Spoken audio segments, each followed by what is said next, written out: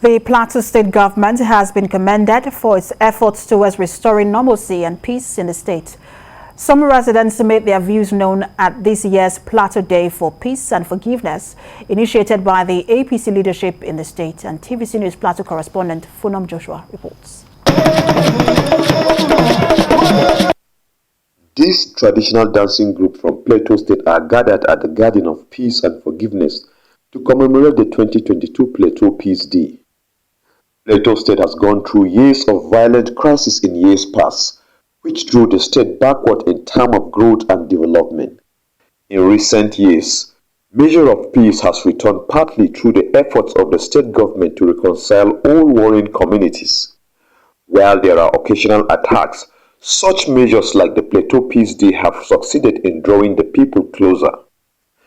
Governor Lalong, his deputy Sonny Theoden, and several government officials are at this year's celebration. Mr. Lalong thanks all the 54 ethnic nationalities residing in the state for supporting the government to promote peaceful coexistence among themselves in recent times.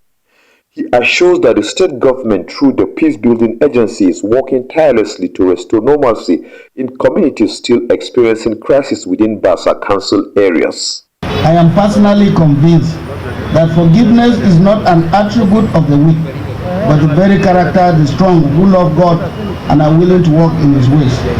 Forgiveness as a godly virtue does not erase the hurts and the pains we have inflicted on one another, but a tonic that is needed to take us to the future, where we shall no longer lose loved ones and valuable property over issues we can see to. The governor, after delivering his speech, called on youth leaders of Irigwe and Fulani communities and asked them to hug each other, signifying forgiveness and reconciliation.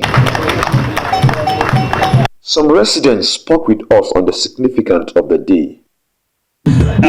Plateau people have learned lessons, and they are willing and have resolved to rise above the hurts of yesterday in order to, build a new social compact with a view to deliver or bequeath a future of stability and peace and development for our people. It's my prayer. I have been praying and I've been hoping that this should bring peace to our community. We advise each and every one of us to embrace that peace so that we progress, so that we make Plateau greater.